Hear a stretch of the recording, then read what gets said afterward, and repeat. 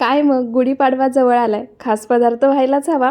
त्यासाठी इथे मी एक बाउल घेतलाय, त्यावरती चाळण ठेवायची, त्यावरती एखादा रुमाल ठेवायचा. त्यानंतर इथे मी 1 लिटर विकतचं दही वापरते, तुम्ही घरी बनवलेलं सुद्धा वापरू शकता. रुमालावरती काढायचं, हाताने दाबून जेवढं पाणी काढून घेता येईल तेवढं या दह्यातील पाणी काढून घ्यायचं.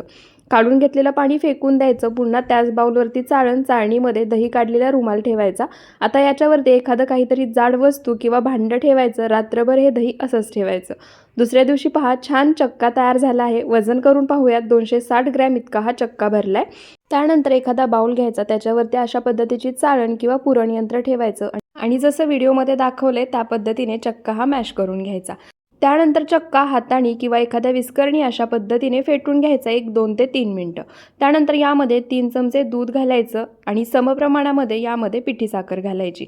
जर तुम्ही हा चक्का वाटीने मोजून घेतला असाल तर जेवढी वाटी चक्का भरलाय तेवढीच वाटी यामध्ये पिठी साखर घाला.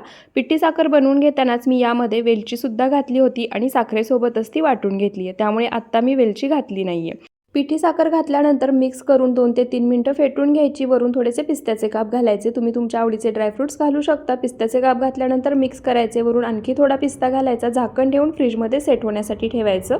वरून मी थोडंसं केसरसुद्धा घातलं होतं. परफेक्ट असं श्रीखंड तयार आहे. पूर्ण गुढीपाडवा विशेष थाळी मी शेअर केली आहे. चॅनलच्या नावाखाली त्रिकोण दिसेल, तिथे क्लिक करून तुम्ही पाहू शकता.